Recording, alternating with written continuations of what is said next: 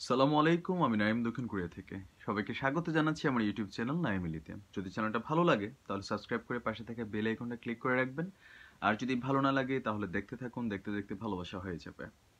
ভারত আমাদের বন্ধু প্রতিবেশী দেশ। আহ, তারা সাংবিধানিকভাবে আপনার ধর্মনিরপেক্ষ একটা দেশ। তো আহ, কলকাতার অনেক ভাইরা আছেন, বাংলা ভাষাভাষী অনেক ভাইরা আছেন বা আসামের অনেক ভাইরা আছেন যারা আমার এই চ্যানেল দেখেন। আপনাদেরকে ধন্যবাদ আমাকে দেখার জন্য। তো মাঝে মাঝে কিছু ইস্যুতে আমি যখন কথা বলি, তো কোথাও না কোথাও আপনাদের আসলে মাইন্ডে লাগে, কারণ আমি ভেতরের কথাগুলো বলার চেষ্টা করি। তো কলকাতার মাঝেও এমন অনেক বাংলা ভাষাভাষী ভাই আছেন বা ভারতের, যারা আসলে সত্যটাকে সত্য বলে স্বীকার করতে, আর যেটা অন্যায় সেটাকে অন্যায় বলে স্বীকার করতে পছন্দ করেন, তাদেরকে স্বাগতম আমার চ্যানেলে। আর যারা মানে সত্যটাকে স্বীকার করতে নারাজ, গালি দিতে স্বাচ্ছন্দ্য বোধ করেন, তো আপনি আপনার দেশ এবং সংস্কৃতিকে বহন করছেন, আমি কমেন্ট দেখে বুঝে নেব। তো কেন ভারতের কথা আসছে? ভারত বেসিক্যালি আপনার ধর্মনিরপেক্ষ দেশ হলেও আপনার ভারতে কিন্তু হিন্দুত্ববাদী যেই কমিউনিটি আছে তারই একটা খুব স্ট্রং অবস্থান আছে। সেটা বাংলাদেশেও আছে, পাকিস্তানেও আছে। ধর্মভিত্তিক আপনার সংখ্যানুপাতে সেটা ভাগ হয়। তো সেটা হচ্ছে আলাদা ম্যাটার। কিন্তু যখন শিক্ষা এবং কি শিক্ষা প্রতিষ্ঠানগুলোতে আপনার ধর্মীয় পোশাকের জন্য কাউকে অপমান করা হয়, আর তার প্রাপ্য অধিকার বা তার যে প্রাপ্য সার্টিফিকেট সেটা যখন, বা তার যে প্রাপ্য পদক সেটা যখন তাকে দেওয়া না হয়, সেই ক্ষেত্রে আপনি কি ধরনের দৃষ্টিভঙ্গি পোষণ করেন? আমি কথা বলছিলাম দক্ষিণ ভারতের ঝাড়খণ্ড রাজ্যের রাজধানী রাঁচির আরোমারোয়ারি একটা কলেজের কথা। অনেকেই হয়তো চিনেন, আমি আসলে খুব ভালো করে চিনি না, বাট আমি খবরটা দেখলাম। খবরটা হচ্ছে আপনার দৈনিক যুগান্তরের আর কলকাতার একটা পত্রিকার আনন্দবাজারের মেবি, যে সেইখানে বলা হয়েছে নিশাত ফাতিমা নামের একজন মুসলিম শিক্ষার্থী, তিনি তার রাঁচির মারোয়ারি কলেজের একজন ছাত্রী। ওইখানে তিনি স্নাতকে পড়েন, মানে অনার্সে পড়েন। তো অনার্সে সে তার নিজের ডিপার্টমেন্টে ফার্স্ট ক্লাস ফার্স্ট। খুব বড় একটা জিনিস, কিন্তু আমাদের মতন যারা অল্প শিক্ষিত আছি বা আমাদের মতো যারা গাধা টাইপের স্টুডেন্ট, তাদের জন্য একটা বিশাল একটা achievement. So first class first হওয়া মানে খুবই হার্ড পরিশ্রম, পড়ালেখার মাধ্যমে এই অবস্থানটা যেতে হয়। তো তিনি যথেষ্ট পরিশ্রম করেছেন, করার পরে তিনি তার ডিপার্টমেন্টে ফার্স্ট ক্লাস ফার্স্ট হয়েছেন। তো সমাবর্তন যে অনুষ্ঠান, মানে আপনার গ্র্যাজুয়েশনের যে প্রোগ্রাম হয়, সেখানে তিনি স্বর্ণপদক আপনার প্রাপ্ত হন। তো সমাবর্তন অনুষ্ঠানে আপনার যখন তিনি এই তার পদকের জন্য যান, তখন আসলে তাকে ওইখানে তার ড্রেস কোডের জন্য আপনার লাঞ্ছিত হতে হয়েছে। আর তার প্রাপ্ত যে স্বর্ণ পদকটা তাকে দেওয়া হয়নি। কারণ হচ্ছে আপনার যে রাঁচির মারোয়ারি কলেজের কর্তৃপক্ষ দাবি করেছিলেন, যে তাদের ভাষ্য হচ্ছে সাংবাদিকদের উদ্দেশ্যে তারা যেটা বলেছেন যে আপনার কলেজের একটা নির্দিষ্ট ড্রেস কোড আছে, যে আছে আমাদের বাংলাদেশেও প্রতিটা কলেজের একটা নির্দিষ্ট ড্রেস কোড আছে।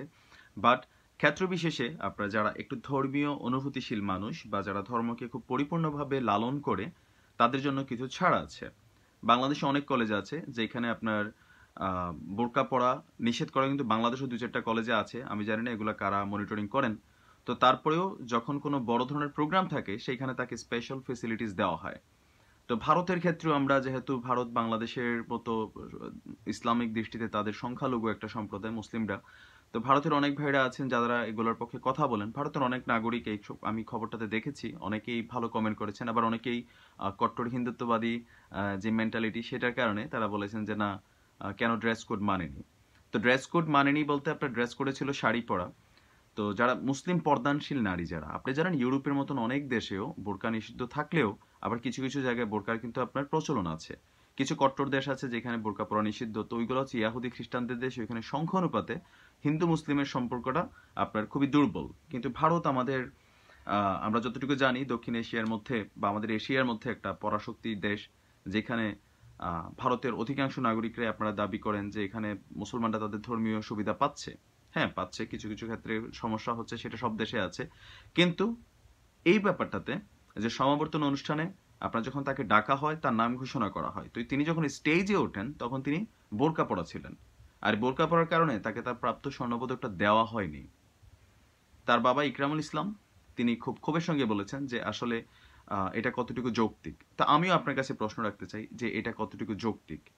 আমাদের এই দেশগুলোর মাঝে ছোট ছোট বিষয়গুলোতে মানে হয় কি, আপনার আমাদের যে ধর্মীয় যে মিলটা, সাধারণ মানুষদের মধ্যে যথেষ্ট ধর্মীয় মিল আছে, হিন্দু হোক মুসলমান হোক। আমি ছোট থাকতে অনেক হিন্দু পরিবারের সাথে আমার চলাফেরা ছিল। আমি সিলেট ছিলাম, বেশিরভাগ হিন্দু মানুষ ছিল, পড়াশোনার ক্লাসমেটে হিন্দুদের সাথে চলাফেরা ছিল, বন্ধুত্বপূর্ণ সম্পর্ক ছিল, একসাথে বাসায় গিয়েছি, খেয়েছি। ছোটবেলা আমরা ওই ধর্মকে আলাদা করে আমরা পৃথক হইনি। ইভেন বড় হওয়ার পরেও আমি আমার এলাকার কুমিল্লার, আমি বুড়িচং থানার ছেলে, আমাদের এলাকাতে প্রচুর হিন্দু মানুষ আছে। ইভেন তাদের পূজা টুজাতেও দেখা গেছে অসংখ্য মুসলমান ভাইরা আমরা যাই। ইভেন আমাদের অনুষ্ঠানগুলোতেও তারা আপনার আসে, আমরা একসাথে মিলেমিশে থাকি। কিন্তু যারা বড় বড় মাপের নেতা আছেন বা যারা বড় মাপ সমাজের সংস্কারক হিসেবে নিজেদের দাবি করেন, তারা এরকম ছোট ছোট ইস্যুগুলোকে কেন্দ্র করে সাধারণ মাসুম মানুষদের মধ্যে ধর্মভিত্তিক একটা বিভেদ তৈরি করে দেয়। একটা শিক্ষা প্রতিষ্ঠান, সেইখানে তার পড়াশোনা, তার কোয়ালিটি, তার অ্যাচিভমেন্টের দিকে নজর দেওয়া উচিত ছিল। ড্রেস কোডের মাঝে বলেছিল যে শাড়ি পরে আসার জন্য। তো একটা যারা পর্দানশীল মুসলিম, যারা সুন্নাহ পালন করেন, রাসূলের সুন্নাহ পালন করেন বা কোরআন হাদিসকে ফলো করেন, সেই ক্ষেত্রে তার সম্পূর্ণ ধর্মীয় স্বাধীনতা আছে যে সে বোরকা পরতেই পারে। আমাদের বাংলাদেশে বহুত প্রোগ্রামে হিন্দু ভাইরা সম্পূর্ণ হিন্দু সাজে আসেন, বা ভারতের মাঝেও আপনারা নিশ্চয়ই নিজেদের সাজ 100তে 100 পরিপূর্ণভাবে করার সুযোগ পান। কিন্তু আপনি বলেন যে এটা আসলে কোন যুক্তিতে এটা, মানে এই রাঁচির মারোয়াড়ি কলেজের পক্ষে যারা কথা বলেন তারা কোন যুক্তিতে বলেন, আপনি আমাকে একটু ক্লিয়ার করবেন। আমার বক্তব্য শোনার সময় আপনি যদি, বললাম না যে ওই যে দলবাজির চশমা, ভক্তির চশমা, আপনি যদি এগুলো চোখে দিয়ে শোনেন তাহলে আপনি আমাকে গালি দিবেন। কিন্তু আপনি একটু ঠান্ডা মাথায় যদি চিন্তা করেন যে প্রাপ্ত তার যে সম্মানটা, এই একটা ঘটনা বাংলাদেশে এখন আমরা পড়েছি, আমি একটা ভিডিও বানাইছি, এরকম আরো আপনার যারা ভারতের মধ্যে বসবাসকারী মুসলিম কমিউনিটি যারা আছে তাদের জন্য এটা আসলে কি ধরনের মেসেজ দেওয়া হচ্ছে, আপনি একটু চিন্তা করে বলেন। যে ভারতের মধ্যে এমনিতে কাশ্মীর ইস্যুতে অনেকে আছেন যারা এখানে ধর্মীয় ইস্যুটাকে নিয়ে আসছে, যদিও কাশ্মীর ইস্যুটা ধর্মীয় ইস্যু না। আমি আমার প্রতিটা ভিডিও বক্তব্যে বলেছি কাশ্মীর ইস্যুটা হচ্ছে আপনার সাংবিধানিক একটা ইস্যু, যেটা ভারতের আভ্যন্তরীণ ব্যাপার। কিন্তু তারপরে এখানে মুসলমানদের উপর নির্যাতন হওয়ার ফলে পাকিস্তানের বিষয়টা আলাদা। পাকিস্তান তাদের ভূ রাজনীতির কারণে এখানে যতটুকু নাক গলায়, কারণ পাকিস্তান ও বেলুচিস্তান, সিন্ধ প্রদেশ কয়েকটা জায়গা আছে, সেখানে নানান ঝামেলা আছে মুসলমানদের উপরেও। তো কিন্তু অন্যান্য দেশের মানুষ, আমরা যারা সাধারণ মানুষ কথা বলি কাশ্মীরের মুসলমানদের পক্ষে, কোথাও না কোথাও আমাদের মুসলিম জাতি ভাই হিসাবে, আপনি যখন বাংলাদেশে প্রিয়া সাহা যখন হিন্দুদের ব্যাপারে একটা ভয়ানক মিথ্যা কথা বলেছিলেন, তারপরে অনেক ভারতীয় ভাইরা সেটাকে সাপোর্ট করেছেন। আমি জানি আপনার জায়গাটা, কারণ আপনি একজন হিন্দু হিসেবে আপনার একটা হিন্দু ভাইয়ের প্রতি ভালোবাসা থাকবে। সেইখান থেকে আপনি হয়তো আমাকে গালি দিয়েছেন, কথা বলেছেন। তো এখন ভারতের ভিতরে এই যে জায়গাটা, এইখানে আপনারা যারা আছেন, আপনারা আসলে কতটুকু যৌক্তিক অবস্থান থেকে এই ঘটনাটাকে আপনি নিন্দা করবেন নাকি ভালোবাসবেন? অনেকে আছেন বলবেন যে না ভাই ঠিকই আছে, কলেজ কোড কেন মানলো না, ড্রেস কোড কেন মানলো না। ড্রেস কোড মানতে পারে, কিন্তু তার মানে এই না যেটা আপনার ইসলামের বিপক্ষে যাবে, যেটাতে কোরআন হাদিসের বিপক্ষে যাবে, সেইখান থেকে তার যে প্রাপ্ত একটা সামান্য স্বর্ণ পদকের আশা সে হয়তো ছেড়ে দিবে। কোথাও না কোথাও আপনি হয়তো ভগবানে বিশ্বাসী, আমি আল্লাহতে বিশ্বাসী। আল্লাহ বা ভগবান আপনি যে নামেই ডাকেন, তিনি যাকে সম্মানিত করেন তাকে অসম্মানিত করার ক্ষমতা দুনিয়ার জমিনে কারো নেই।